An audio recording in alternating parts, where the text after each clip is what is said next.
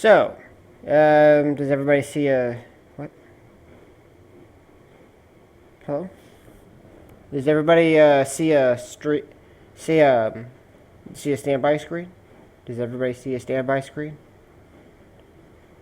Once everybody sees a standby screen, I hope you all see a standby screen. Hopefully it starts showing up soon. Hello? Hello?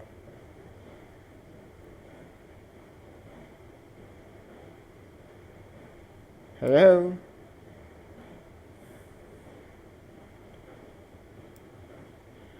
Does everybody see a stream yet?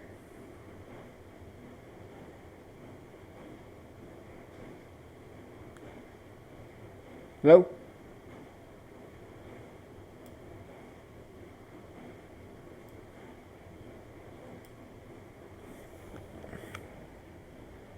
Hello?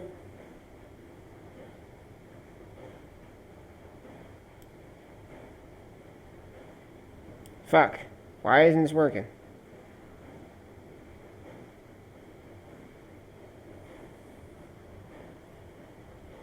Fuck.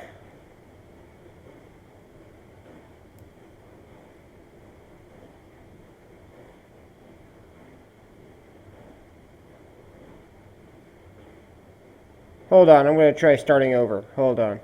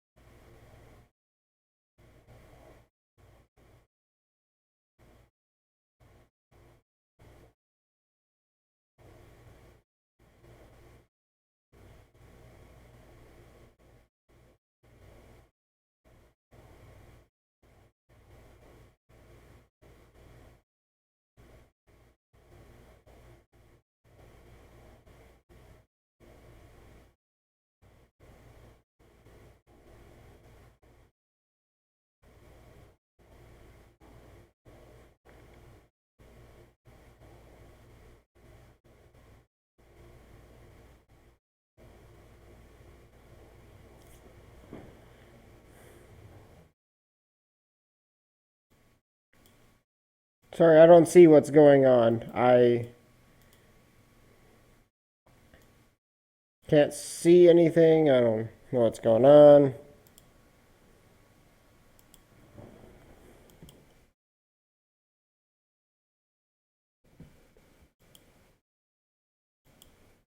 Here we go. Um, I don't know. I have a timer here. Maybe it won't show me until then.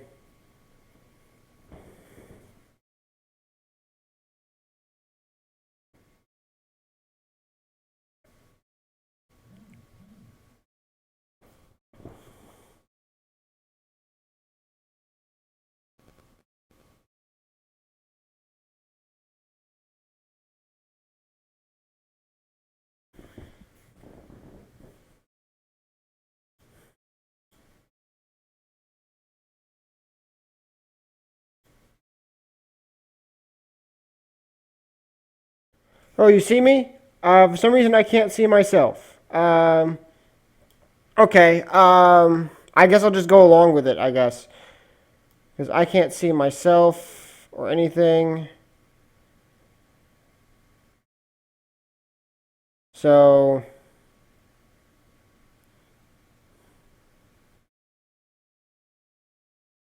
hold on, I'm gonna try to see what I look like. See what you guys see. Hold on.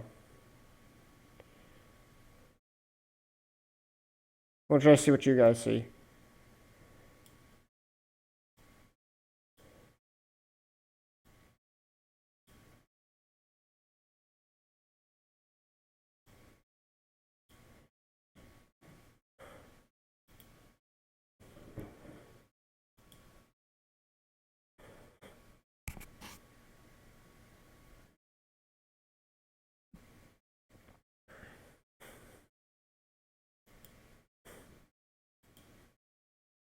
Hold on.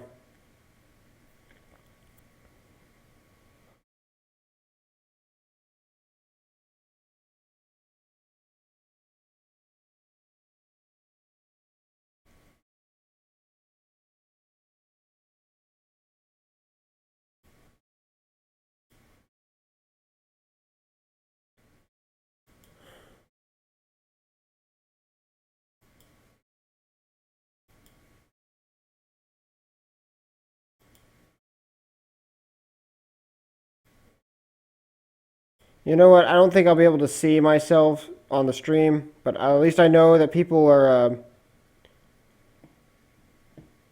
least I know people can see me. So okay, so let's get on with this. Hello, kings, queens, nerds, and geeks. Powder Milk here, and welcome to the next Fallout Equestria blind commentary. I'm just gonna wait a little bit longer for more people to come by, I guess.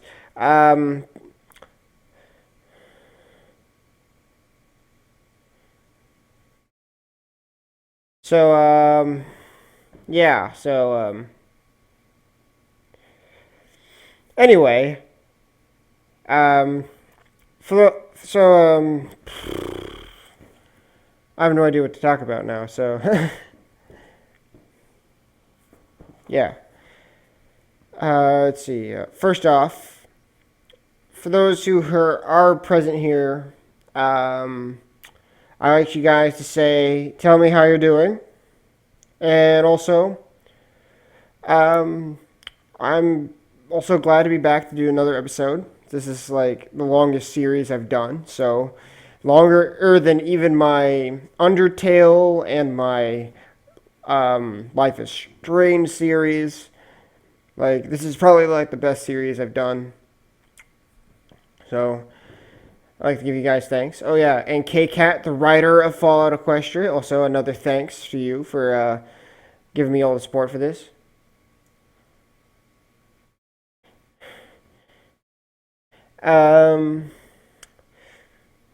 Also, I would like to leave a shout out from one of my ongoing fans for this series, Oscar Holt, the one who always writes awesome poetry in the end of every video that you do, at the end of everything. I always love that poetry. I read every single one, man. Or girl, I don't know.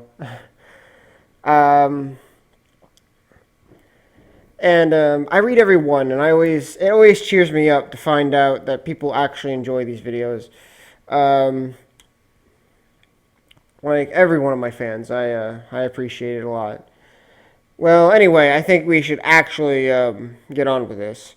Now, before I start, guys, if you guys ever want to submit any art or anything, or fan fictions you want me to read, just state in the comments below, or wait till after the video and give me some comments when the video stream is done.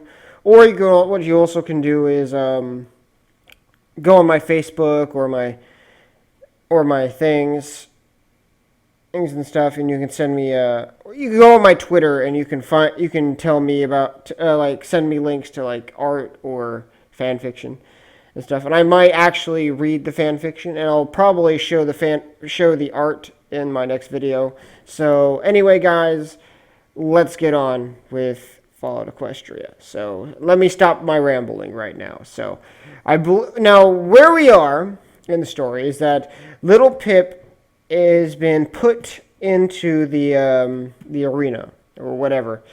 And she is being um, uh, forced to fight to the death. So far, Blood, she was killed by whatever this guy was in the red door or black door. I can't remember which one it was. And then Dandelion came in and then wrecked his shit with every kick he can throw with his legs. And then he has to now face a new character that we haven't seen before named Zenith. Now, this is interesting because apparently Zenith is a zebra. And holy shit, I didn't think zebras were still alive in that time, so we're about to see something awesome. So,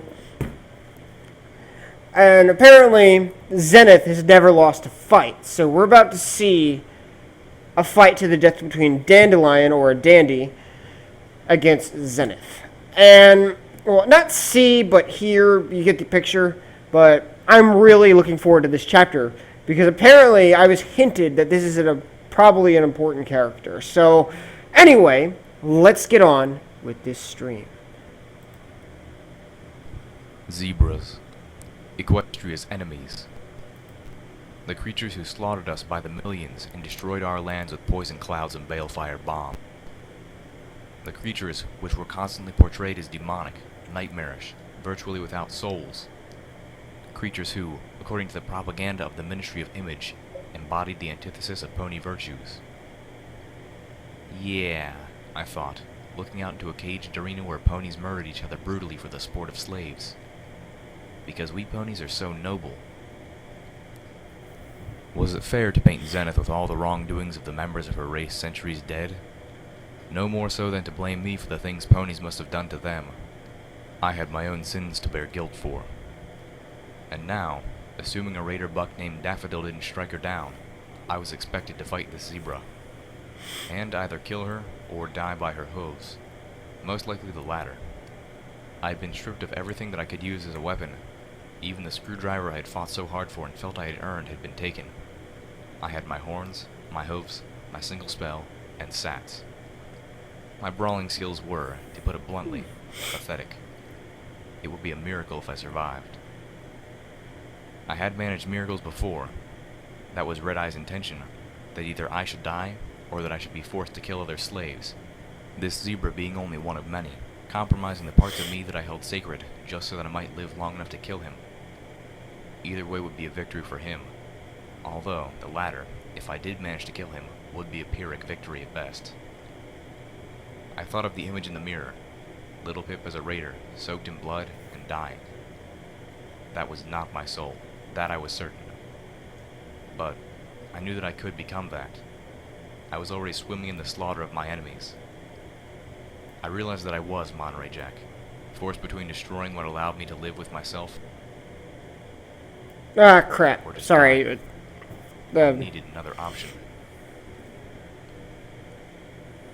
The heat of the sun pushed down through black clouds, baking the red-tinged hellscape of Philadelphia. Daffodil stood firm, snorting heavily, the mangled corpse of Cinderblock oozing blood that soaked into the ground around Daff's hooves. The body of Blood, Daff's raider companion, lay not far away, her own blood drying and caking. Daff looked at her, and I could see hurt on his face. I realized that she was just going to lay there, baking in the heat until all the fights were over. I wanted to scream. He wasn't even given time to mourn. The next fight had already begun. Daff turned, locking his gaze on the zebra named Zenith, an extremely rare sight in the equestrian wasteland, possibly even more so than a Pegasus. Zenith's been working in the slave pits for years, commented the blue-coated pony assigned to fight after I did. We worked near each other on the alchemy huts in the north side for about 3 months, mostly recycling flamethrower fuel. All that time, she never said a word. The way I heard it, the slavers who captured her cut out her tongue after she said something offensive to them. Number 4 paused. Her being a zebra and all, it was probably something downright egregious, like glow.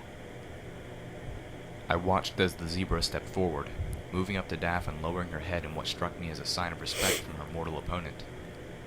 Daft didn't see it that way. He saw an opportunity, and he took it. Spinning around, he delivered a brutal buck right into her neck. The zebra fell sprawling. Daft turned, rearing up, lifting both hooves over the fallen zebra. Zenith rolled onto her back and kicked out with her hind hooves, planting them ferociously into the rearing pony's exposed stomach. Daft fell, clutching his belly, coughing bloody spittle. The zebra somersaulted onto her hooves. Daft grunted and pushed himself back up, only for the zebra to crouch and spin on one forehoof, her outstretched hind leg sweeping Daft's legs out from under him. He went down again. I stared, my jaw falling nearly to the ground. I watched the zebra's fluid motions. She wasn't brawling. This was more of a fighting art form. I'd never seen anything like it. Looks like Fallen Kaisar style. Not that I'm an expert. Number 4 noted with casual awe. His eyebrows shot up at my blank look. Don't tell me you entered the pit without having read at least a few martial arts of the zebra books. How do you expect to win? No, I stammered. Of all the books I'd stumbled across in my wasteland trek, I'd somehow managed to miss that one. Of course not. I turned back to the fight. Daff had gotten back on his hooves and was circling the zebra. The zebra watched him, waiting for his attack with an almost eerie calm. He lunged and then she tossed herself down, planting a hoof onto his breast and using his momentum to fling him over her. Daff hit the dirt, sprawling. She was a far better fighter. This was unfair. But Daff was stronger, and he fought dirtier. Zenith trotted cautiously closer. I suspected she was looking to end the fight while the piss-colored buck was still face down in the dirt. Daff was trembling, as if in exhaustion, and he moaned as he tried to push himself up, only to have his legs go out from under him. His weakness was a ruse. The moment Zenith got close enough, Daff twisted about on the ground and kicked a cloud of dirt and grit into her eyes. She whinnied, backing up, blinded. Her body sunk into a defensive position, prepared for immediate attack. But Daff had seen something she apparently had not, and instead of turning to fight her, he dashed forward. I heard the beep of the undetonated mine as he galloped over it, kicking the explosive back towards the zebra with a hind hoof. Zenith heard it too. She flung herself away as best she could, the mine exploding in the air with almost 2 ponies' lengths between itself and the zebra. Not lethal, or even crippling, but enough to send her tumbling, the wind knocked out of her. I felt myself gasp. Oh, she can handle a lot more than that, Number 4 commented. The slavers regularly did a number on her back in the huts. Seemed to take a great delight in taking everything out on her. Made it a lot easier on the rest of us. I bristled, wincing at both the mental images his words conjured up and at the stinging in my flank. The powder that the slaver had trapped against my cue mark was sinking its nasty teeth into my flesh. Hell, I remember one time a unicorn slave messed up with the recycling and set herself on fire. Slavers shot her so she didn't run around setting the whole place ablaze. Then, after the flames had gone out, just for fun, they chopped off the unicorn's head and raped the zebra with it. Number 4 at least had the decency to cringe a little. I was staring in horror. Come to think of it, that was just before she volunteered for the pit. Zenith was pulling herself up. Daff had used the moment of reprieve not to attack, but to run across another of the pressure plates. The latch above the barrel clicked free, and the bottom opened, releasing gallons of glowing green slosh. Yep, now that's what most of them have, Number 4 commented. Something large fell out of the goop, hitting the ground with a wet thud. Daff was out of the way of all but a few splashing drops, but those pulled a scream out of him. Oh, sorry. He danced, shaking the glowing crap off, then turned to see his prize. An auto axe lay in the spreading, luminescent green puddle, glistening wetly. Daff grimaced. Having just felt a few drops on his flanks, he didn't seem inclined to put something bathed in that goop into his mouth. Zenith moved cautiously forward again. She'd gleaned enough of his tactics to know she didn't wish to engage Daff anywhere near that glowing puddle. They began to circle the spill opposite of each other, each keeping their distance from the slosh, Zenith even more so than Daff.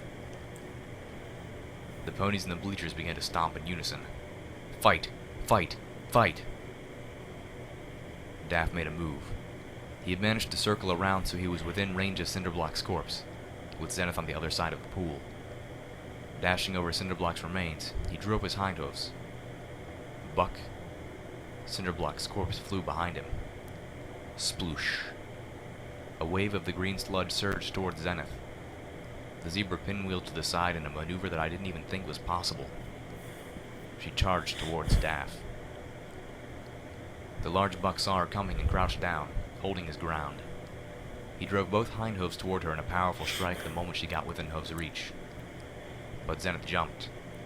She leapt clean over Daffodil, striking the nape of his neck with a passing hoof. She landed in a graceful roll that ended with her back on her hooves, facing him. Daff seemed frozen in place. He stared, unmoving. Paralyzing hoof, number 4 announced. Now that's definitely Fallen Kaiser style. She could paralyze a pony with a hoof strike? How the hell was I supposed to fight against that? Daff toppled over. Zenith trotted up to the fallen pony, her sad gaze looking into his wide and fearful eyes. The crowd began to chant and pound with their hooves. Kill! Kill! Kill! Stern's voice called out, bizarrely magnified. Finish it! The zebra planted one hoof on Daff's neck. She lowered her head, her muzzle lingering next to his ear a moment before she bit into his mane. She pulled her head back with a hard jerk. I heard Daff's neck crack. Zenith's teeth let go of the dead pony's mane. She trotted towards the center of the arena and waited for her next opponent. Me. Fuck. The midday heat was becoming stifling under the thick, choking... Okay, first off, I like to, let's take a moment to reflect on what we just heard here. Let's take a moment to reflect. Okay, first off, Zenith, you are a fucking badass. What the hell? Like, holy shit. All of that, and you just ended with that anticlimactic neck snap. Like, holy shit.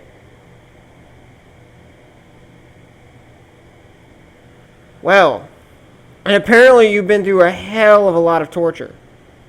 So, holy fuck. Holy fuck. So,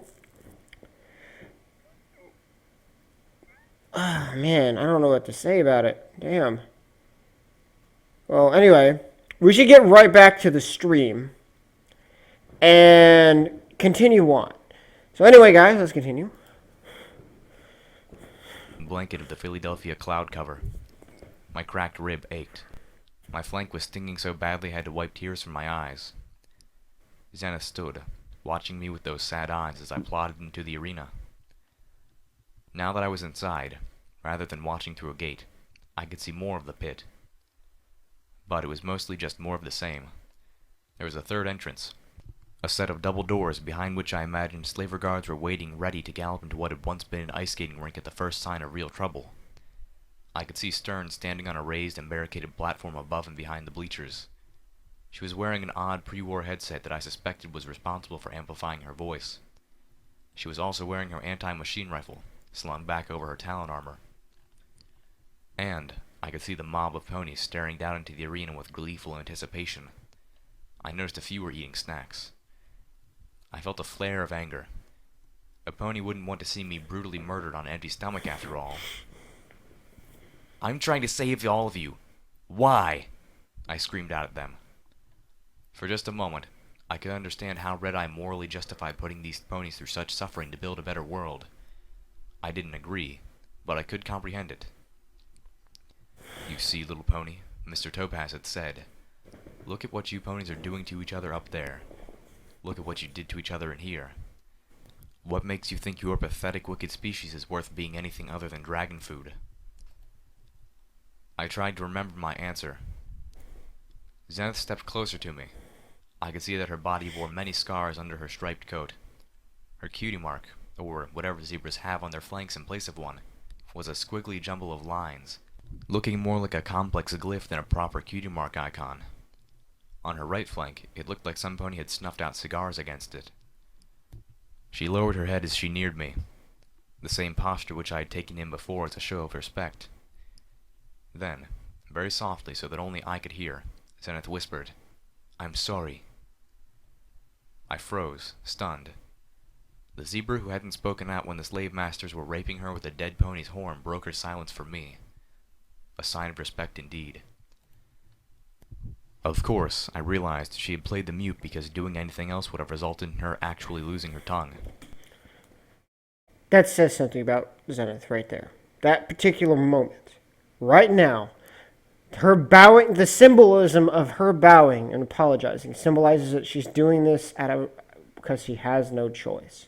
She's doing this to survive. And that's the only reason why she's there, is to survive. And that means everything to people. Like, the absolute need of survive is, like, absolutely necessary. And holy shit. God, I'm already loving Zenith right now. I haven't really gone into the deep character development yet, and I'm already loving this character because I can feel that what this character is going to be like. Because she shows respect to her combative, even if they don't show it back. Like, holy shit. Let's see what happens with Little Pip and Zenith now. She could break it to me because I was about to die. I also realized, a moment too late, that her words had effectively dropped my guard. Zenith struck me with her forehoofs, driving them into my wounded side. I heard and felt as my cracked rib broke and punctured into one of my lungs. Oh, I shit. collapsed, sliding backwards from the force of the blow. The world swam as I struggled for air. It was like she'd known just where to strike to cause the most injury, as opposed to Daff, who had just known where to cause the most pain. I looked into the sky, a red fog seeping into the edges of my vision. I saw the griffins flying above, their talons holding rifles. I could hear the pounding of over 200 hooves as the ponies in the bleachers called for my death. A shadow fell over me. I turned to see Zenith, rearing up, her hooves raised above my face for a swift and final blow. I gasped, my horn flaring, and kicked against the ground. My levitation blanket wrapped around me, making me nearly weightless as I surged up off the ground like a kicked balloon. The zebra's hooves slammed into dirt that still bore the imprint of my head. "Wait!" I gasped again, feeling the strain of levitating myself while I was struggling for proper breath. We don't have to do this." The zebra looked up to me with an expression of resignation and pity. "Please, don't do what they want you to do." I was sinking back towards the ground slowly. Zenith watched, waiting for me to come back within reach. "Join me. We can escape together." Zenith snorted, giving me a look that made me wonder just how many ponies had made this offer before. But none, I suspected, who could actually succeed. "Fight! Fight! Fight!" "I have a plan," I offered, trying to sound more confident than I was. My success rate with plans in the last few days had not been self-inspiring. This entire plot had been amazingly ill-conceived. In truth, I had been arrogant, so prideful of my ability to improvise, so full of myself from past victories, that I actually thought I could walk into the enemy camp with nothing but my wits, and win. I let the elder convince me that this was the only way, because it conveniently allowed me to protect my friends. Instead, I had become a slave, and now I was desperately attempting to float beyond the reach of a zebra's devastating hoof strikes. It was time to get out, regroup, and hopefully come up with a strategy that was less mind-bogglingly stupid. Zenith jumped, a forehoof striking me in the breast. Pain exploded through my body. I screamed, my magic imploding as I dropped to the ground with a thud. The zebra landed a pony's length away. Gasping wretchedly for air, I looked up as she took a step backwards, bringing her hind hooves into bucking range. My horn glowed again. In desperation, I wrapped the telekinetic field around her throat and began to tighten. As I began to choke her, Zenith bucked at my unbroken ribs. But my choking had thrown off her aim just enough, and I had learned to dodge. The zebra staggered as I tightened my telekinetic grip. There wasn't much physical force behind my telekinesis, but I had enough to crush her throat. I didn't want to kill the zebra mare, but I had to take her out of this fight. Zenith wobbled, eyes bulging, nostrils flaring. For a moment, She gave me the same terrified look that Daff had given her. Then, that look melted into resignation as she stopped struggling, watching me with a gaze that told me she'd accepted my victory. Then she passed out. I released her, letting her drop like a sack of apples. "What an upset!" Stern's voice boomed. All around me, the air roared with thunderous applause. "Kill! Kill! Kill!" I struggled upright, painfully catching my breath, and looked up at the crowd. I hated them. Every one of them. I trotted over to Zenith's fallen form. She was breathing slowly. I looked up at the barrels. My horn flared again, wrapping one of them in a magical field. The barrel was securely fastened to the cage ceiling, and my telekinesis was not strong enough to tear it free. Stern seemed to glean that I was up to something because she unslung her anti-machine rifle. "Finish it," the Griffin demanded. Couldn't Stern at least call Zenith her? My mind flashed the memory of how barrels opened. I didn't need to pull them down. Just flip the latches. Latches were easy. My horn glowed brightly. Stern pulled her anti-machine rifle forward and peered at me through its scope. "Finish it now." The latches on the barrel sprung open. All of them. My pip-buck clicked urgently. True to number 4's predictions, most of the barrels held glowing green sludge. And weapons. The barrels released their contents, raining down implements of death. A magical energy lance. A sword. A chainsaw. A chainsaw? And even a couple firearms. I let them fall where the barrels dropped them. It was the sludge I wanted. The luminescent goop was barely translucent. I spun it around and over the inside of the cage, creating a glowing green curtain, thin as film, but enough to obscure me inside. I didn't want any of those griffins or guard slavers being able to take shots at me. Immediately, I galloped into a new position. As I predicted, Stern fired a shot at where I had just been standing. I felt tears in my eyes. The pain in my chest was burning, my breathing becoming more rapid as I tried to maintain focus in so many places at once. Come on, little Pip, you can do it. Each breath felt a little like drowning. I wrapped another telekinetic sheath around myself, canceling out my weight, then extended it to wrap around the zebra as well. There was never any question that I would be taking her with me. The thought of leaving her behind here had never entered my mind. My vision blurred. I forced myself to keep focus. My horn flared brighter, a layer of overglow erupting from it. It occurred to me that a keen-eyed griffin might be able to spot the glow of my horn through the curtain of muck. But I needed to keep enough focus and channel enough power for just one more trick. And I needed more time. I telekinetically grabbed the magical energy lance and wedged it across the double doors seconds before slavers started slamming against them, trying to get in. The curtain weakened, holes appearing along the top of it. One of those tears was almost directly above me, revealing the door on top of the cage which I had spotted earlier, bound closed with a simple padlock. I kicked off, sending myself floating upwards, my eyes fixed on the padlock. I had no bobby pins. My screwdriver had been stolen from me. I should not need them. Manipulating multiple objects that were out of sight was tricky, but I had pulled pins from grenades hidden in a sack. And I knew locks. I knew tumblers and internal mechanisms. I should be able to pick a lock with my magic alone. Reaching out with my magic, I enveloped the padlock in a gentle glow. My own horn flared as a second layer of overglow burst around the first. Streams of light poured from my head. I felt a bullet lash past me, followed by the sound of a gunshot. Below, the blows against the double doors were causing the magical energy lance to bend.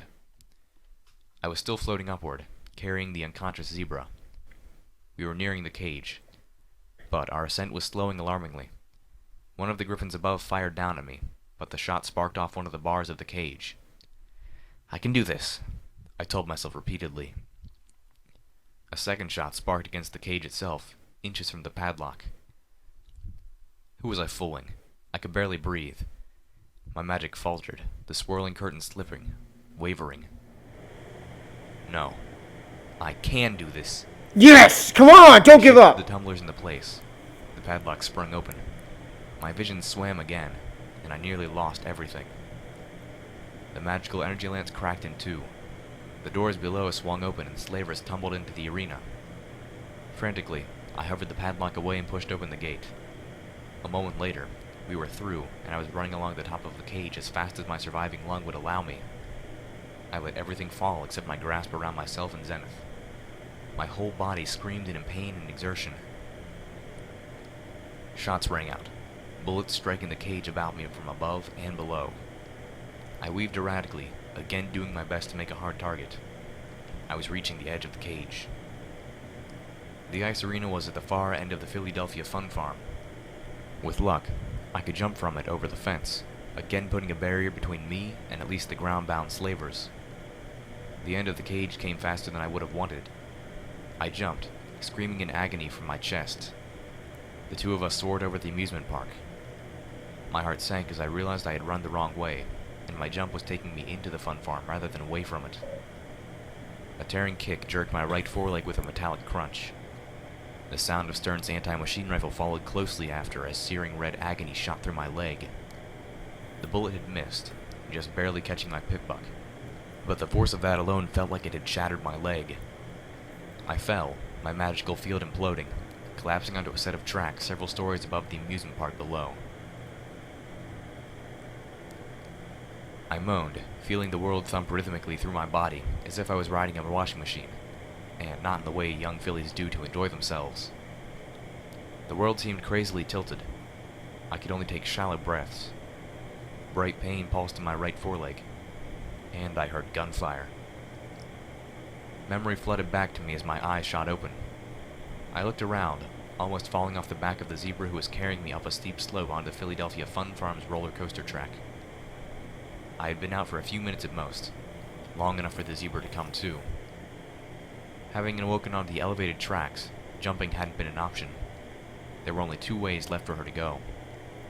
I felt thankful that Zenith had returned the favor and taken me with her. My first worry was for my pit buck. I lifted my foreleg, but only managed to raise it a few inches before I let out a tortured scream.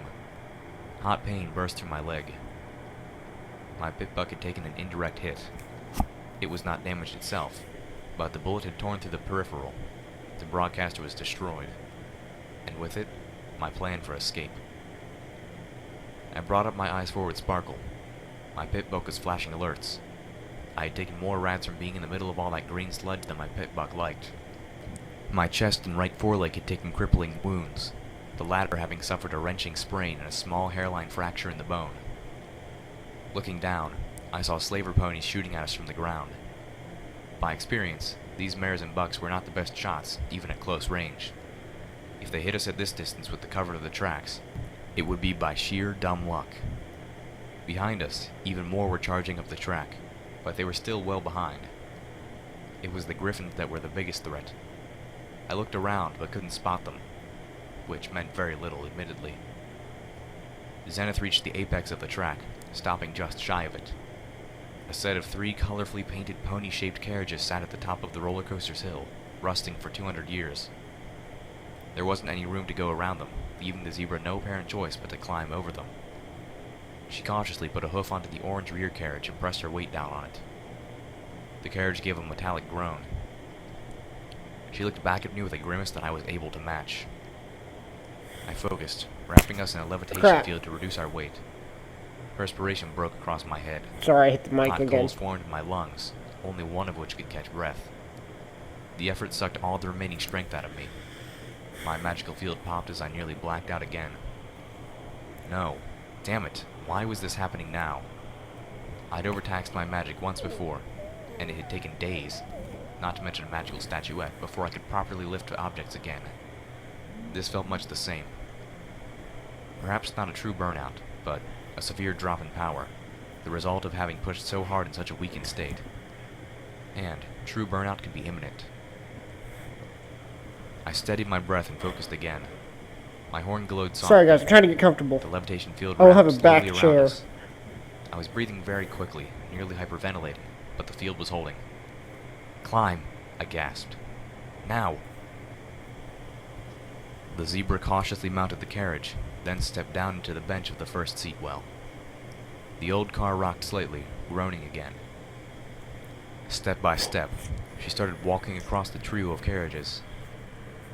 We were halfway across the purple middle carriage when a hole punched through the nose of the carriage in front, followed by a distant report. I grunted as Zenith took an involuntary step backward and fell partially into the carriage seat. My magic imploded, and the linked carriages let out a protesting whine. I had been wrong. It wasn't the griffins I had to worry about.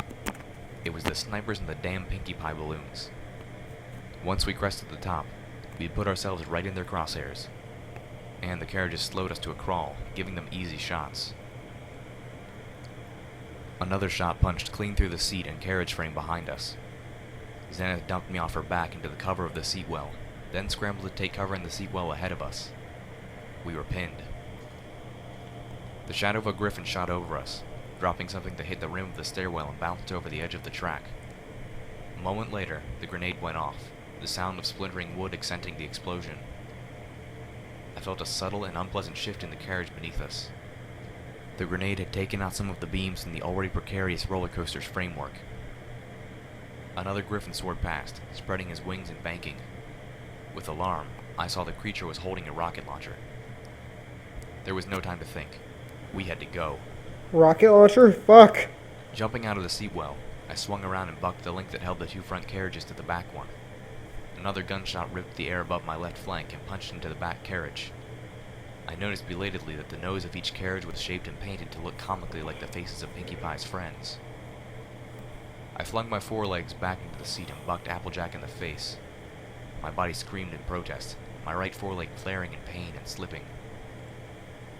The orange rear carriage squealed and began sliding backwards down the track, sparks spraying from the rust-jammed wheels. The slaver ponies charging after us stopped abruptly, standing like pins before a bowling ball, then turned and tried to run the other way. One of them tried to leap onto a lower set of tracks and disappeared from sight. Without the rearmost carriage as the anchor, the front two began to slowly slide down the forward slope. I swung myself, trying to hook my injured leg back around the seat well's edge. I succeeded, but the pain slammed into my head like a sledgehammer. I screamed, nearly slipping free entirely. Zenith jumped back into my seat well, grabbing my mane in her teeth.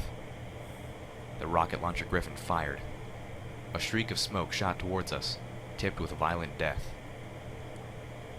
Zenith wrenched me to the carriage, pushing us both down as far as we could go. A moment later, the rocket struck into the track almost where the rear car had been.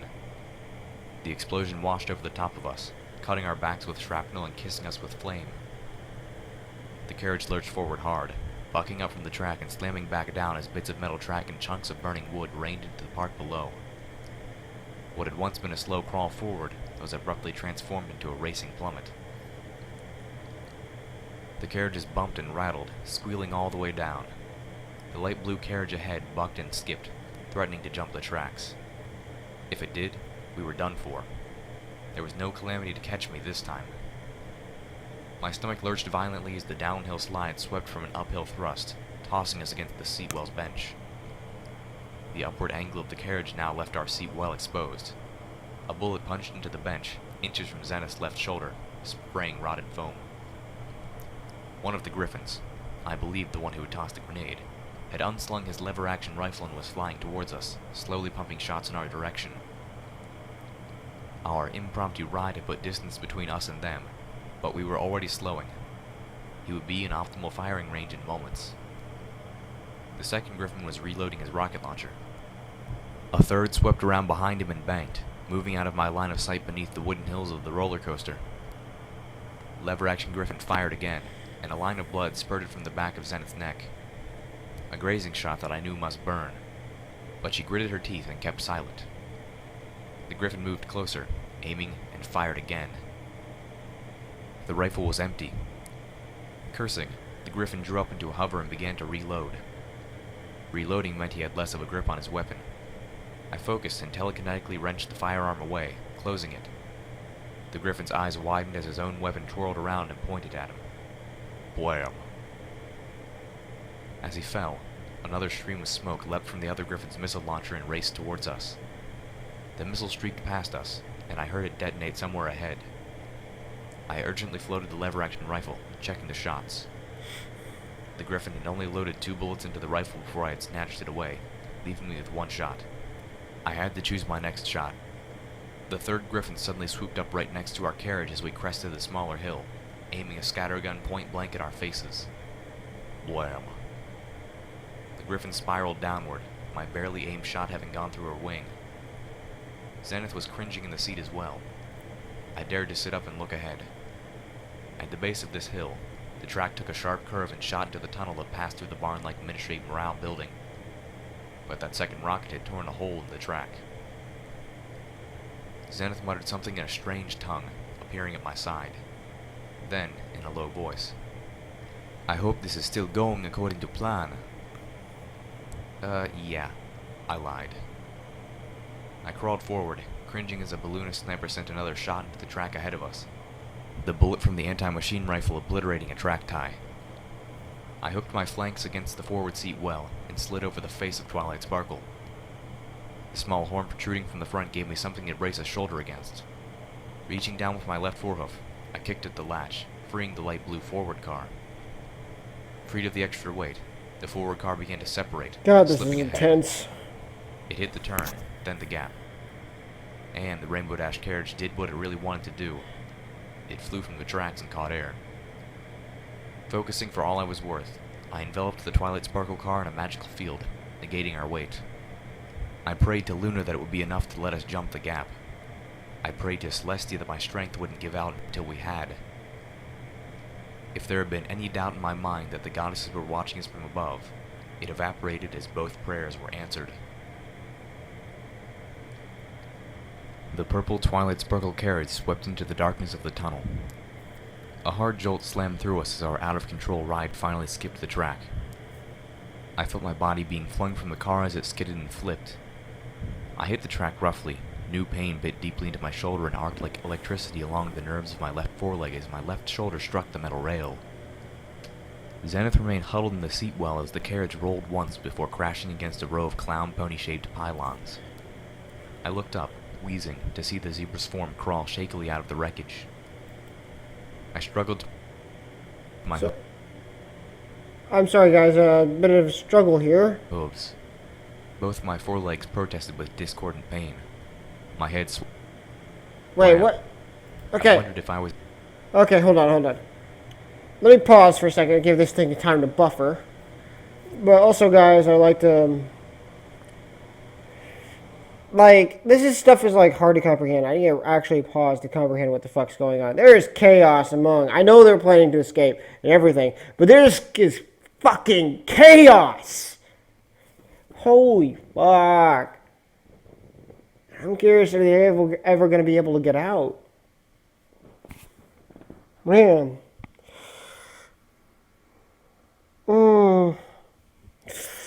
Yeah, so anyway, we gotta continue on.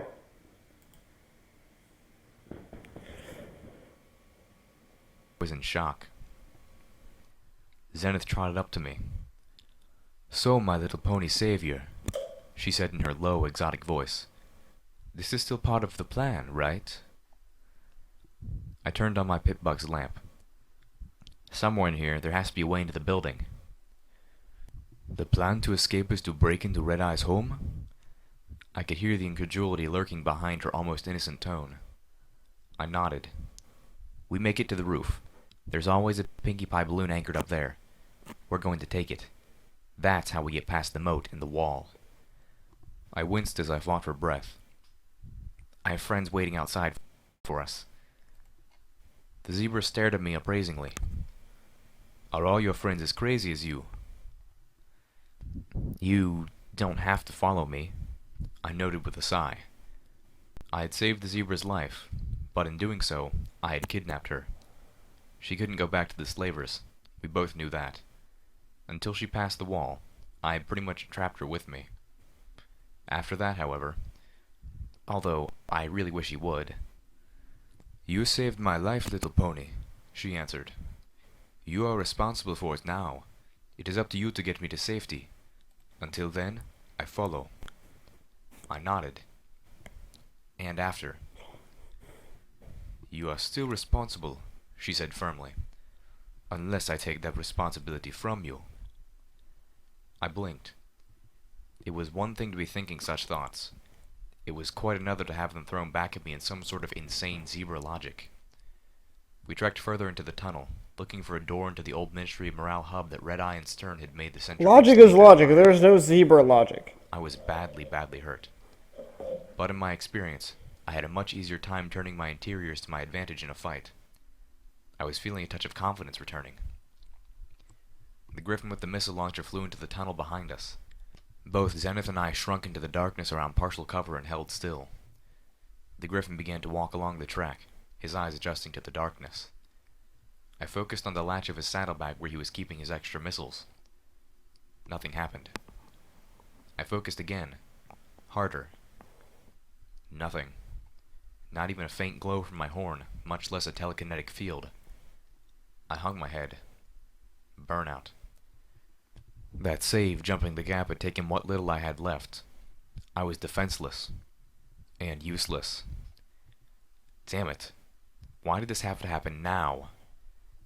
I had been counting on my levitation to at least get us into the balloon. Now, we'd have to find another way to get into it. If there was another way. And if we survived to the roof, which was now much more in doubt. I looked back up in time to see a shadow move near the Griffin. Zenith had slipped up right next to him, completely unnoticed. Only now that I spot her, she struck out with a hoof. The Griffin made a choking sound and his body went rigid. She wasted no time snapping his neck with her forehooves. Damn! I looked over the Griffin as he fell dead beside the zebra. I wished he'd been carrying a rifle. I did contemplate taking the missile launcher, but then, not being Steelhooves, I decided against it. Clearly Zenith preferred a stealthy approach to combat, similar to my own. Plus, with my lack of experience, teeth-wielding high explosives inside a building seemed like a very bad idea. I also wished his armory was more pony-shaped. I did, however, empty his saddlebags and take them for myself. I peeked around the corner, staring down a decaying pink hallway. Two ponies wearing armor in Red Eye's colors were standing guard near a wall terminal, watching over a shallow alcove opposite them. I thought I saw the glow of a sunrise sarsaparilla machine coming out of it. These guards weren't actively hunting us, but as best as I could tell, there was no way around them. The only other way up had collapsed, decades ago. Still, I felt a pang of guilt at the idea of attacking ponies who weren't even threatening us, slavers or not. This stretched the definition of self-defense. I wondered if it would be possible to sneak past them, but the hallway was far too narrow, and they were standing with their tails to the wall. We'd have to pass directly in front of them, and no matter how light-hoofed we were, crouching didn't make us invisible. Zenith slipped past me before I could motion to her. She had no moral hesitation about killing random members of Red Eye's forces. To my surprise, she managed to creep halfway down the hall before they even spotted her. She crossed the remaining distance with a leap, landing on her forehooves and bucking one of the guards in the head hard enough to send his helmet clattering down the hallway. The other guard was a unicorn, and she was already floating an automatic rifle towards the zebra. I screamed out at the pain in my legs as I charged the guard, lowering my horn. The unicorn turned, surprised by the second attacker, giving Zenith a chance to kick the automatic rifle. The magical field around it imploded as the weapon flew out of it and bounced against the dingy pink wall. My horn glanced off the guard's armor, hurting me more than her. Her horn was still glowing. Electricity burst around her, tearing at my nerves as I stumbled and fell to the floor. Between the guard's legs, I could see Zenith collapse as well. I groaned, remembering that, unlike me, other unicorns have more magic than my telekinesis under their hats. The unicorn wrapped her assault rifle in a new sheath of magical energy and floated it over me, apparently considering a unicorn attacker to be the most dangerous threat. Fatal mistake. The automatic rifle went off, peppering the ground next to me with bullets as Zenith swept the unicorn's legs out from under her. I was barely able to move, but the zebra seemed to have recovered most of her faculties. My shredded companion rolled onto the guard pony and struck her repeatedly in the face with her forehoofs. I cringed at the sound of the unicorn's horn shattering. The magic around the rifle evaporated, and the firearm fell to the ground within biting distance. By the time I had gotten up, rifle in mouth, Zenith had rendered both guards deceased. I looked around. True to my suspicions, the alcove across from the guards held a couple vending machines. a sunset sarsaparilla machine, and a functional-looking iron shots ammo emporium. Between them was the heavy metal door of a vault. "What is this?" Zenith asked, staring No, into the wait, room a that had been sealed stable? behind the vault door. She had been understandably perturbed when I stopped to hack the terminal, but relented when I explained that I needed to catch my breath, a statement my shallow, harsh breathing had proven altogether true. The worst part of my injuries was the fact that I couldn't risk healing them, not with a broken rib and punctured lung. Any poultice would cause those to heal wrong. I needed Velvet Remedy before I could dare use anything more than a healing bandage. And, in our situation, I didn't even dare use painkillers. I needed to be thinking straight. "The wasteland, taunting me," I answered as I stepped into the vault, looking around at the mostly empty shelves with their scattering of memory orbs, none of which I could look into without my magic, and the line of passkey-coded wall safes along the back, none of which I could open. The Equestrian wasteland loved rubbing my face in every moment of weakness. "What are they?" she questioned, looking at the dozens of orbs littering the floor. "Confessions." I started collecting the orbs, picking them up in my teeth and dropping them into one of my pilfered saddlebags opposite the ammo and bottles of sarsaparilla. Moving through the shelves, I spotted the glow of another terminal. Perhaps there was a way into the safes after all. Reaching it, I hooked my pip buck into the terminal and began my hack. This terminal was exceptionally tough. The little pony in my head started crying out for mintiles after the third time I was forced to back out of the system before its security protocols could lock it up. I fought to silence that voice. I was increasingly aware of how long this was taking. Stern had ponies scouring the building and surrounding grounds for us. They were spread out, but eventually one or more of them would stumble across us. "One more try," I insisted to Zenith after I backed out a fourth time. "If I can't get it, we go." "Why are you trying to unlock Red Eye's safes anyway? What do you hope to find?" Zenith asked reasonably. "Balloon tickets, perhaps?" I snorted. I was about to reply probably with something snide when I found the password. Sir Linsalot. After staring at that for a moment, I no longer felt bad about not figuring it out sooner. From the timestamps on the terminal, it became clear that no pony else had figured that out either. The terminal had not been used to access these safes in more than 200 years. A security notice indicated that the far left safe had been accessed several times in the last few years through use of a passkey.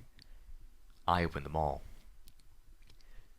The far right safe held a badly damaged memory orb case with a single orb inside. The other three were gone. There was also an audio log, a dingy cloak, a stealth buck, and half a dozen files. I caught Zenith's reaction as I pulled out the cloak, even though she recovered quickly. "What?"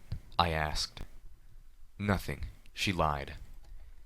I took the audio recording and memory orb, keeping them separate from the mess of orbs I had collected from the floor. Cloak. I offered Zenith the cloak. Its dingy color would provide better camouflage than her stark stripes, and it was Cloak. Cloak. What could be in a... What kind of cloak would be hidden away in a safe? I would like to know. So we're about to find out. too large for me. She nodded and put it on, but it slipped off. The neck clasp was broken. I opened the second safe and jumped back in alarm at the pulsing, swirling lights that poured out. Inside were 4 egg-shaped objects that glowed with a hypnotic dance of dark colors. What? Zenith trotted closer, studying the objects without looking directly into them. Balefire eggs. I stared dumbly for a moment as my brain deciphered this. That's right. Fluttershy didn't actually design city-destroying spells. She designed the magical framework that would take the normal spell and augment it to beyond. Well, beyond anything they really imagined. But, like the healing spell, there had to be a magic to be amplified. These Balefire eggs were the base magic for the mass-murdering Balefire bombs. Damn! How big an explosion? I asked my zebra companion. I don't know. I was never alive 200 years ago fighting in a war where these were used. Touché. I imagined the Ministry Morale confiscated these on a raid of some sort. I could see why they would still be locked up. The third safe held what looked like a Pegasus Enclave helmet with a built-in recollector. complete with a black opal.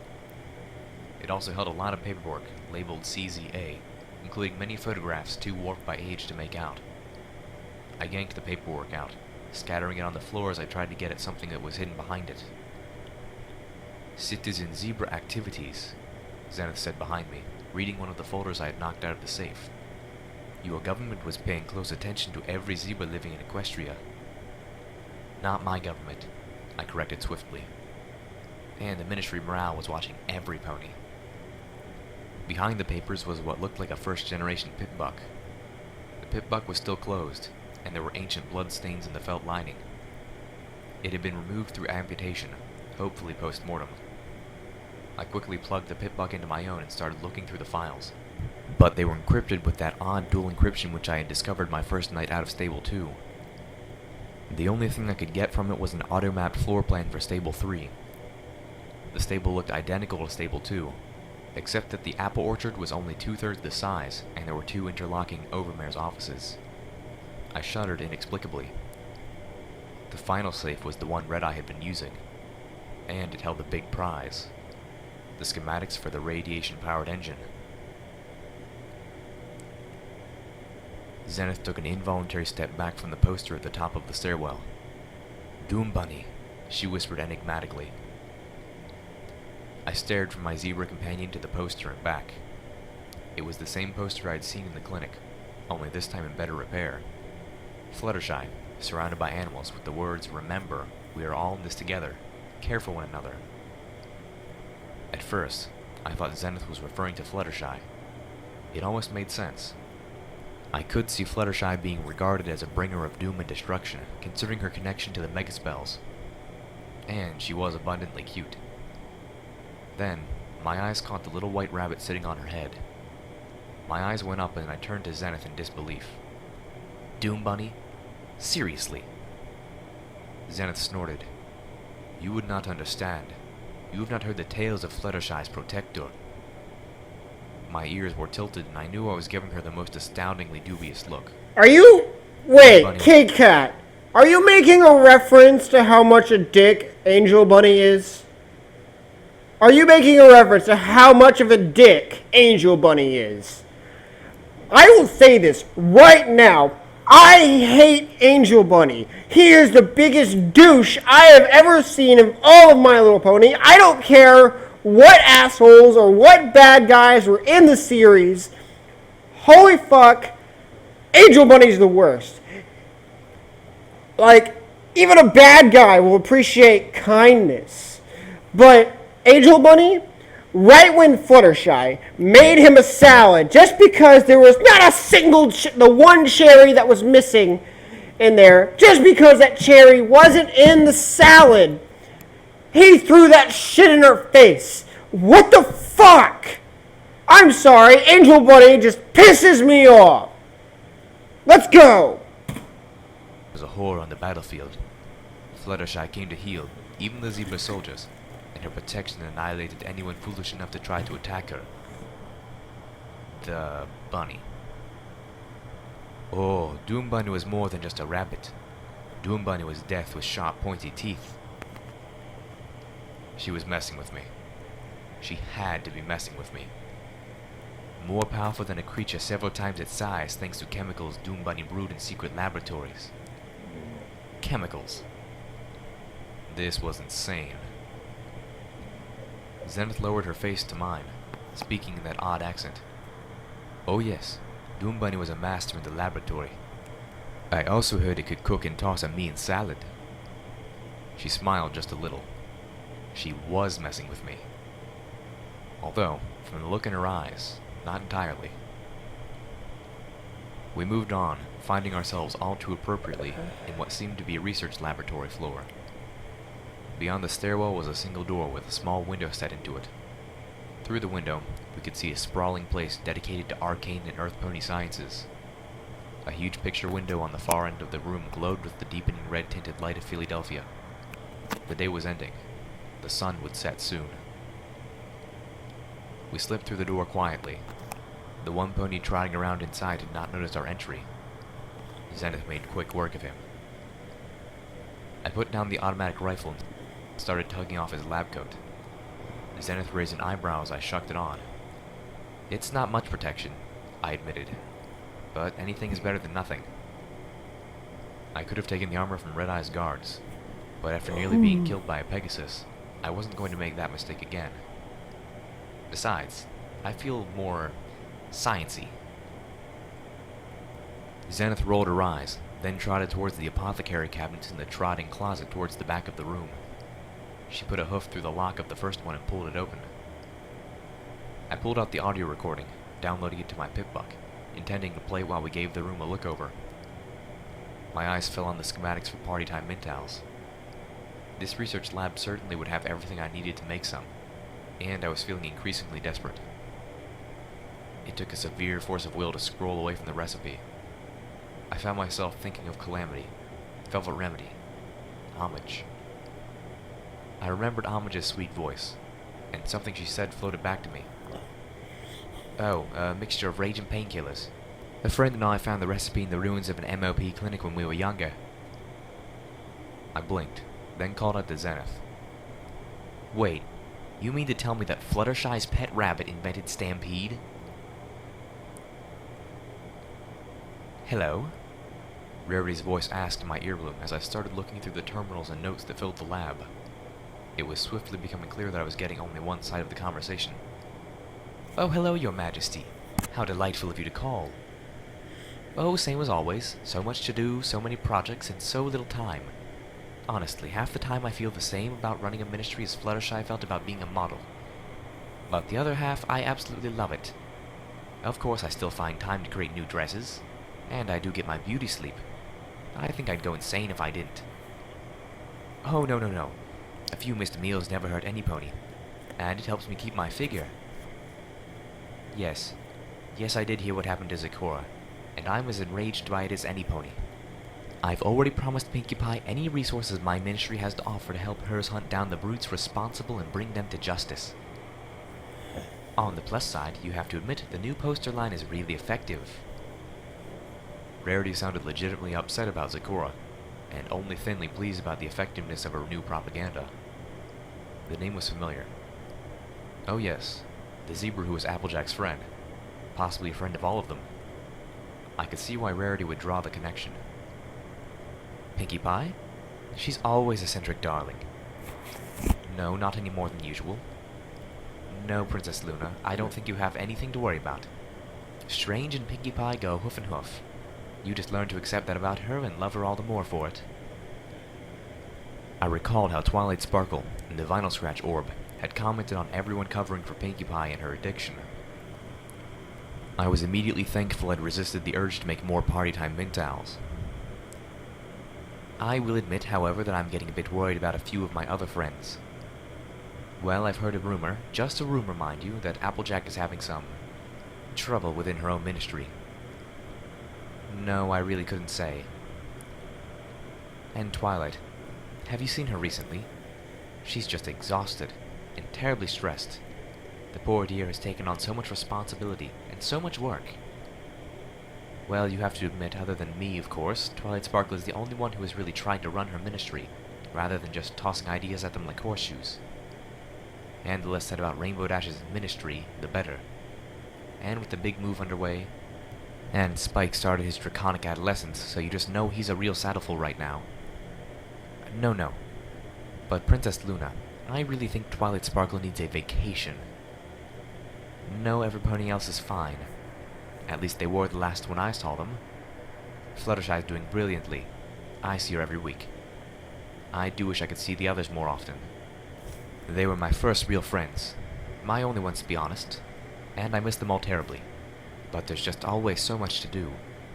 I can't remember the last time we were all together. Oh, wait, I can. It was Pinkie Pie's birthday party. No, not this year's. Last year, I think. Or was it the year before? For the first time in this conversation, Rarity's voice faltered. I could feel the sadness she was trying to hide. It resonated deeply. Maybe because my heart held a similar ache. Oh no, I'm fine. It's just...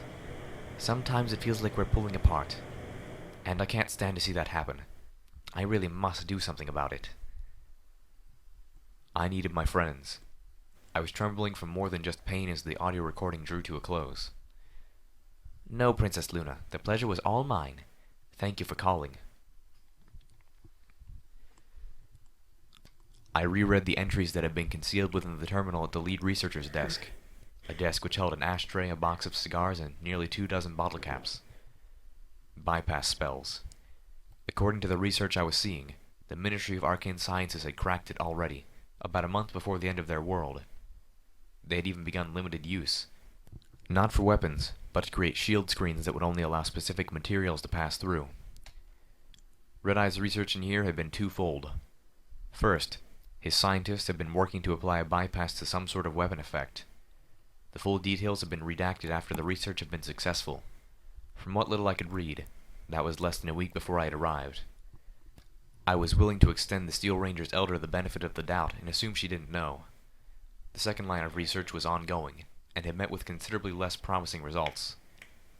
Red Eye was trying to figure out how to trick a bypass into ignoring something it wasn't designed to ignore. Zenith had filled a bag full of herbs and chemicals from the supply closet, and was trotting back towards me when something outside the window made her freeze in her tracks. I abandoned the terminal, and moved to her side as quickly as my legs and breath would allow. I stared out the window as something huge came out of the red glow of the Philadelphia crater. It was an armored black alicorn, easily 3 times the size of a normal one, the air about her rippling with power. She flew towards us, leaving swaths of energy in her wake. What is that?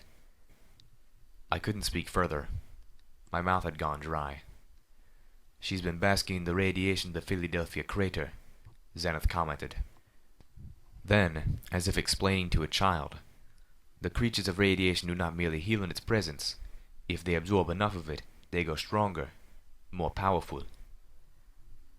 Alicorns could become massive behemoth super alicorns? I squeaked in impotent rage. That's not fair. I looked up towards the sky, cursing Celestia and Luna in turn. Wasn't it enough that they were magically far more adept than I? That they were smart, crafty, fucking telepathic, with shields that only a small number of things could apparently get through. And they could fly. Oh, and go invisible? Or teleport?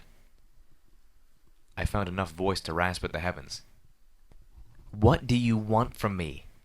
In your names, what the fuck do you want? A field of dark blue light wrapped around the enormous window. The glass began to vibrate. I had a sudden image of the abattoir that I had turned the maze of mirrors into. Run, I whispered to Zenith. We turned and fled.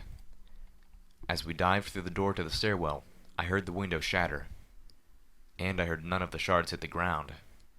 I spun and shoved the door closed behind us in an eye blink before the super alicorn sent hundreds of lethal shards of glass into the door. When the barrage ended, I lifted myself up and dared to peek through the little window on the door. I watched as the huge black alicorn swept into the room and activated her shield. A bubble of scintillating force expanding around her with enough power to tear into the floor and ceiling, blasting apart desks and chemistry sets. The energy sloughing off the bubble caused nearby terminals to explode in sprays of sparks. I saw the automatic rifle which I'd left behind fall through the broken floor into the level below. Well, at least I didn't have to worry about destroying the research. I turned away, terrified, and discovered that I could make myself gallop far faster than my body wanted to let me. It hurt. My chest raged as if I was breathing liquid fire. But I ran. The alicorn blasted up through the floor into the hallway. Her size was too big to comfortably move through the space, but it hardly mattered. Her shield just ripped away the walls as she pressed near them, chewing up parts of the offices on either side. The thought flashed through my mind that she might just bring the whole building down on top of the 3 of us. Her horn blazed with an almost black light. Her shield dropped briefly as she lashed out with dark energies that only crudely resembled black lightning. I tore around a corner, my body feeling like it was about to explode, and then explode again. Zenith was in front of me, moving far more gracefully. The hallway behind us was shredded into a smell of ozone and black licorice. I followed her up another flight of stairs, screaming out in agony and hating the building for making us climb when the damn monster behind us didn't have to. The super alicorn tore through the ceiling, hovering in front of us as we made it to the top. I stumbled and crashed to a stop, realizing with utter loathing that we would have to go back down. Only, my body didn't want to move anymore. My body just wanted to give up and die. I felt Zenith bite into my mane and toss me onto her back. The giant black alicorn spread her wings and pointed her horn. A point of light flickered in front of her shield, then spiraled to create an opening. I realized with dismay and amazement that even if I had my magic, it would be useless. The alicorn's shield was so powerful even she couldn't cast a spell through it. Zenith went down, dropping me like a sack of pain. I saw her twitching. Heart attack spell. She would be permanently damaged or dead within seconds. I screamed at the super alicorn for being so ridiculously powerful and evil and totally unfair, at the goddesses for allowing such a nightmare to exist and for making me face it just after I had lost my magic too, at the Philadelphia crater for being so damn radioactive. With a rage-fueled strength beyond what I could actually muster, I wrenched my suffering body off the floor and galloped at the creature which I suddenly realized looked an awful lot like those old pictures of Nightmare Moon. I leapt, jumping partway into the opening of the super alicorn's shield. The edge cut deeply into my chest, like I was hanging on a curved razor blade. I struggled, cutting myself even worse, my blood pouring down both the inside and outside of the shield. The alicorn at least had the grace to look shocked. I had successfully caused her to drop the spell, attacking Zenith's heart. I couldn't get inside with her, but with a mortally wounded cry, I tossed my head back, pulled open one of my saddlebags, and dumped the contents inside the shield. Dozens of memory orbs scattered along the bottom of the magical bubble. The alicorn glanced at them and was very unimpressed. She turned her attention to me.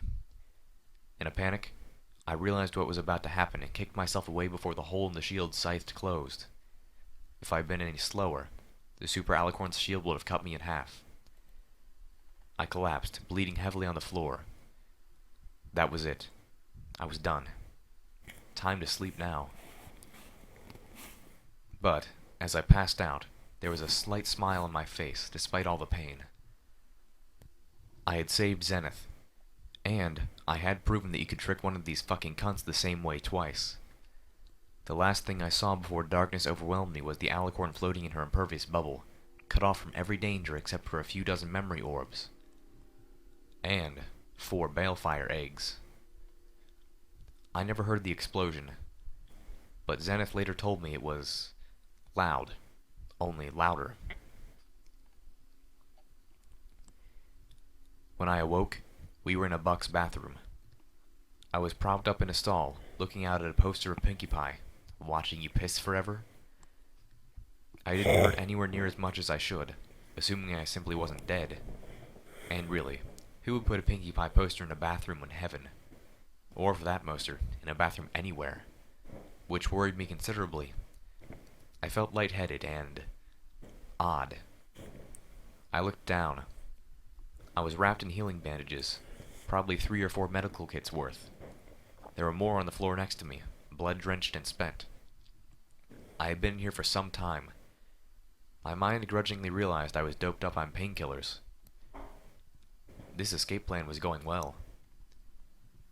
Zenith trotted back into view. "You are an insane pony." "Thank you." "I wish I could let you rest some more, but we must go. We are being hunted." I nodded and tried to get up. My limbs didn't want to cooperate. A moment later, I once again found myself riding the zebra, slung over her back like an old carpet. I blushed with embarrassment and hoped I didn't bleed all over her.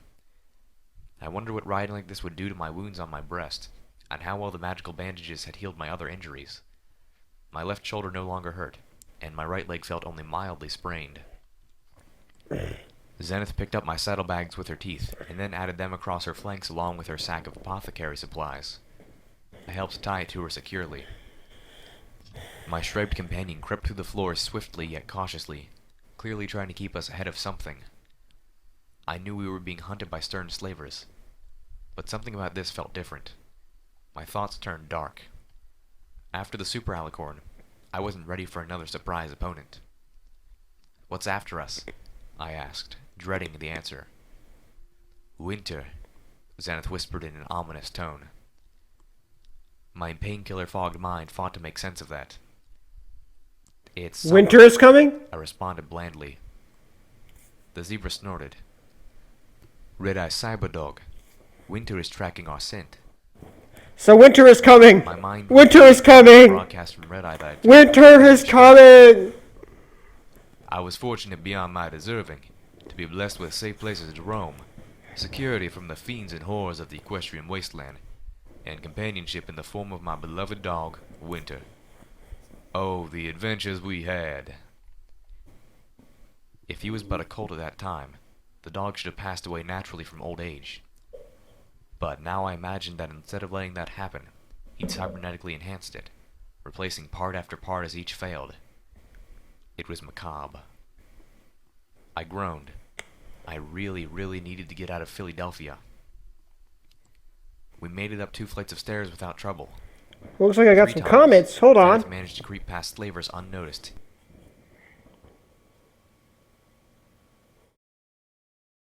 I'm sorry, I don't speak Russian.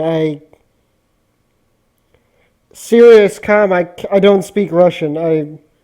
I wish I could, but maybe if I had my Russian friend translate, I don't know.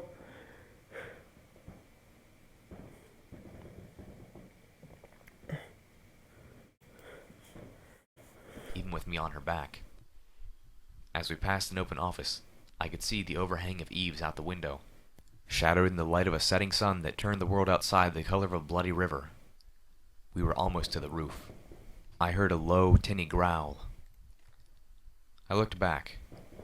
Behind us, I saw a half-robotic dog stalking towards us. Winter was more machine than animal. His brain was encased in a lightly glowing tank which looked so shockingly like that of a brain bot that I began to assume it wasn't ponies. But pet dogs whose brains were used in those awful things. Winter's forepaws ended in claws that looked like they were made from the claw tips of hellhounds. Even Zenith didn't want to fight that thing. The zebra bolted, galloping as fast as she could. Winter howled and gave chase, the glow of his brain case shifting to crimson. I wished I still had the automatic rifle, or, for that matter, any weapon at all. Somehow, I didn't think I could strike it down with baleful looks. We made it to the stairwell marked roof access, the cyberdog nipping at Zenith's hoofs. I realized belatedly that the dog could have jumped and started tearing me apart, but it chose not to. We were being corralled. I turned toward Zenith. Before I could, we burst out onto the roof. Zenith skidded to a stop, trapped between the Ministry of Morale roof and the cloudy blood-red sky. The anchored Pinkie Pie balloon was still there, but so were 2 others, with a 3rd closing in. Half a dozen anti-machine rifles were trained in our direction. With a clear note of sarcasm, Zenith asked, "Still going according to plan, right?"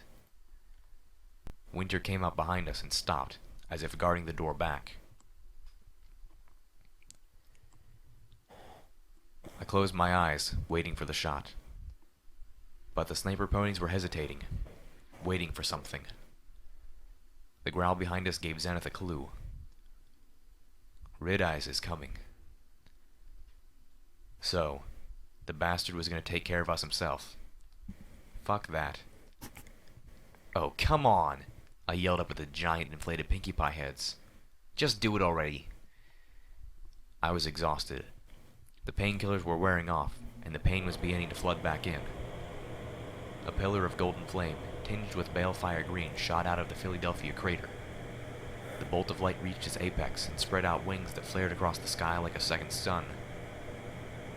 Pyrelight dipped and swooped towards us, burning with an aura of emerald and gold nearly 100 times her size. The creatures of radiation do not merely heal in its presence. If they absorb enough of it, they grow stronger, more powerful. Sorry, Celestia and Luna, for every bad thing I thought. The incoming Pinkie Pie balloon erupted in flame just at Pyrelight's passing. The majestic harbinger opened her beak, and bright green balefire blasted out, tearing across the roof above us. All 3 of the Pinkie Pie balloons ignited, becoming infernos. Bits of burning balloon and slaver flesh rained down on us as the blazing zeppelins began to collapse, sinking towards the amusement park below. I hoped nastily that it was full of slavers surrounding the building. "Go Pyrelite!" I cheered, clapping my hooves in applause. Zenith stared upwards, having lost the very notion of speech. The cyberdog panicked and fled down the stairwell. Pyrelite swooped around. I could see the energy she absorbed was already bleeding off of her, like the scintillating waves that came off the black alicorn. The bird dived, and I thought I could hear the crackling of fire and the sound of slaver screams below. I was so overjoyed at the turn of events that it took me several minutes to realize Pyrelite had incinerated what I had hoped to be our ride. We were still trapped in Philadelphia. Our capture was as ignominious as it was inevitable. I found myself staring through a haze of red, not a fault of my own vision, but a property of the room we had been marched into. The air was filled with some sort of odd steam. My already strained lungs pitched a fit as I attempted to breathe it. Red lamps lined the room, diffusing their light to make the air take on a sickening scarlet tint. There was a line on the floor that the well-armed griffins beside us had warned us not to cross. Oh, don't go. Winter crouched nearby, ready to launch himself at the first to run. With his Zenith skills, I thought it might still be possible to fight our way out of the situation, but the very idea made me want to drop from weariness. Red Eyes trotted in through a door on the opposite wall next to a large dark screen. He raised a hoof, and the griffins flanking us took their leaves. I heard them lock and bar the door behind us. Little Pip. Now, before we continue, I would like to make a note on what's his name? On Pyrelite. Now I'm sad because Pyrelite just fucking died right in front of us. I know he's a phoenix, he's probably going to be reborn, but still, it makes you sad to see that. Just a character just die.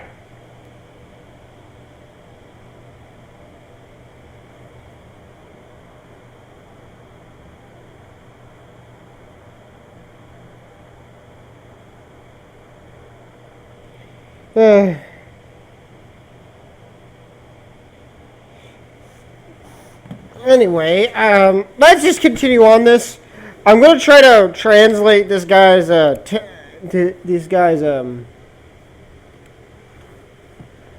thing. Actually, no, wait. I'm going to try to translate the guy who contacted me earlier. I'll put his shit up here. If anybody here can if anybody here can translate this for me. I know he just left, but I want someone to translate his comments for me, and please, because I probably won't have time, and I have to continue on with the stream for you guys. So if anybody here can translate translate the Russian here, please let me know. Oh shit. Oh well, just fuck it. Let's just do this. He said graciously. Sit. Relax. I mean you no harm. Obviously, the same couldn't be said for us. I was still processing the mere notion that Red Eye would lock himself in a room with us when Zenith charged at him, murder in her eyes. She slammed against an invisible wall hard enough that she was lucky she didn't break her neck.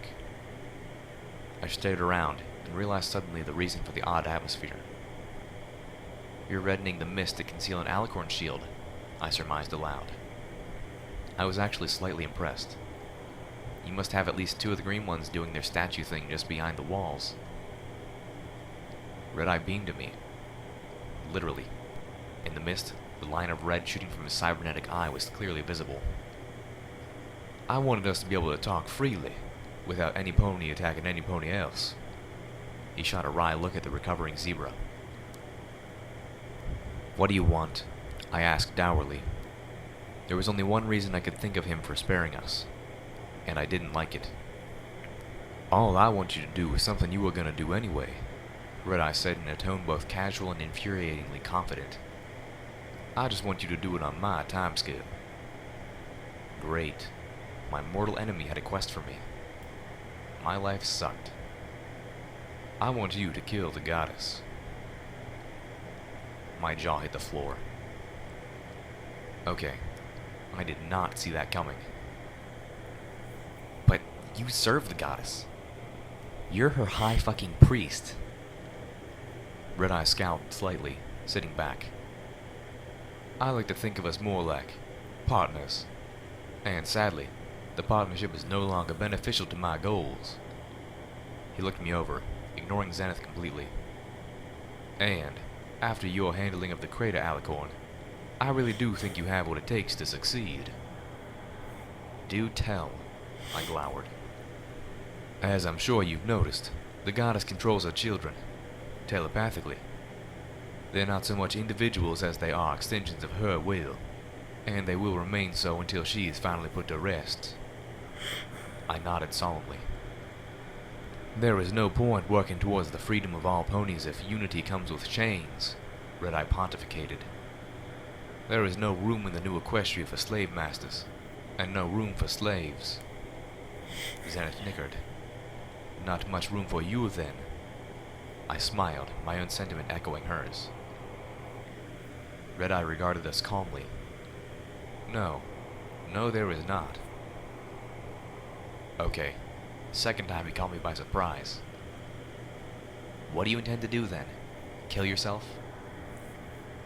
He laughed. Red-Eye had a charismatic, likable laugh. I hated him for that. No. I plan to ascend. Once you've taken care of the goddess, it will finally be time for me to join Unity myself. But not as one of the rest of you. Some pony will have to take up the tasks that the princess and Pegasi left to run wild after all. Some pony will have to regulate the weather, to raise the sun and the moon. I blinked. Okay, I've got a new theory. You're loony. Seriously, the goddess couldn't manage these things, much less an alicorn earth pony. Again, he laughed, setting my nerves on edge. Well, then I will fail. But either way, I will be out of your mane. You won't have to worry about me further. And won't that be nice? Crushing 2 eggs under 1 hoof. I really hated the stallion. And what about all of your work? I argued. Damn it. The one reason I was at all hesitant to take down this monster was because even I could see the good his efforts would eventually bring about. I could admire what he was building, even if I hated how he was doing it. What about the schools, the hospitals? Rebuilding an infrastructure that will allow Equestria to pull itself out of this post-apocalyptic pit? Red-Eye feigned contemplation. Oh dear. Well then, I suppose you'll just have to take my place and see it through. My jaw was on the floor again. Once more, he had blindsided me. How did he keep doing that? You want me to... What? Red-Eye smiled. Want you to? Or just expect that you won't let this all fall apart? Of course, I'm sure you'll try to find a way to accomplish all of this without the regrettable horrors of slavery. And, with at least the foundation I've managed to put in place, you might even succeed. He gave me a gracious bow. I certainly hope so. Then, added in a businesslike tone, the goddess is still in her home in Maripony. I realized there was another horseshoe waiting to drop. And so you'll just let me go? The black-maned cyber pony nodded. Somewhat implicit in the request. Without even looking at Zenith, he added, and you can take your new zebra friend with you. The two of you seem to be effective together. Agree, and she has her freedom. Zenith stared at me with unfathomable expression. I knew she wanted her freedom enough to risk her life for it, to kill other slaves for it. Was she asking me to accept? Or was she warning me about deals with the devils? And if I refused to kill the goddess? Red-Eye frowned. Well, I would prefer not to resort to threats, but let's just say that by succeeding, you will save the lives of your friends in the tower. No, I should never have sent them into that place alone. Oh, goddesses, what had I done? What, what have you done with Calamity, Velvet Remedy, and Steelhooves? I demanded in a frightened voice. Are they okay? Red Eye's one real eye blinked. Oh, you mean your assault team at the Philadelphia Tower Station? I sent Stern on ahead with a full squad of her best to give them a warm greeting. I'm sure at least one of them survived. I swallowed hard, feeling all of Equestria fall out from under me. I went to see them. Red Eye nodded graciously. He trotted to a button on the wall beneath the large screen. No! Stern, report. I have some pony here who wants to see the captives. The monitor screen lit up. For a moment, all it showed was ruins and blood. Then a hoof rose up, tapping on the screen. Hey! Calamity's smiling face and orange mane came into view. I think this here thing just turned on. I could hear the low grumble of Steelhooves' voice. Calamity, don't mess with it. Oh, hold on, Calamity said, looking slightly up. Hey, I can see little Pip through this thing now. Hey, you kid. This was obviously not the response Red Eye had been expecting. I felt a crippling surge of relief and collapsed to the floor. Oh, and y'all must be Red Eye. Can't say it's a pleasure to... Whoa. Y'all are a cyber pony. I didn't even think those things were real. Red Eye finally found his voice. Calamity, is it? I take it you've killed. Yeah, welcoming party. That who you was expecting? Sorry, but they can't all make it on account of them being mostly blown up. Mostly? We kept your Griffin gal all safe and cozy. Trust me, she ain't hardly hurt. And she ain't feeling a bit of pain, Calamity said with a mock friendliness that didn't touch the steel glint in his eyes. Figured things might gone a bit south for our friend little Pip, so, I decided we ought to keep someone for trade. I watched as the drawbridge lowered over the moat. On the other side, through the electrified gate, I could see Velvet Remedy and Steelhooves flanking a thoroughly trussed up and glowering Stern. Calamity was sitting sniper at an undisclosed location. I could almost feel the air grow colder when Steelhooves' gaze fell on my striped companion. Red Eye stood next to me, protected inside an alicorn shield. The projecting alicorns were hidden in a sewer passage right beneath us, yet safely out of Calamity's field of view. Remember my offer, little Pip. Kill the goddess, he whispered to me, clearly unconcerned that the goddess's children might hear. Judging from my experience on the roof of Horseshoe Tower, I strongly suspected they couldn't hear a thing at all. And you not only get rid of her, but you get rid of me, and save your friends in the tower. I blinked, then turned to him with a cross stare. I think we've already established that that threat is pretty stupid. I pointed a hoof at my friends waiting for me on the other side of the gate. Red Eye cocked his head, and for a moment, I think he was actually confused. Ah, I apologize for the misunderstanding. I don't mean these friends in that tower, he said, nodding towards the rising white needle of Philadelphia Tower. I mean your friends in Ten Pony Tower. No! Cold. Now, I know that the damn building has already survived one balefire bomb, but do you really think it could survive another? No! Why'd you leave me on that shit? Oh, god damn it. You gotta be fucking shitting me.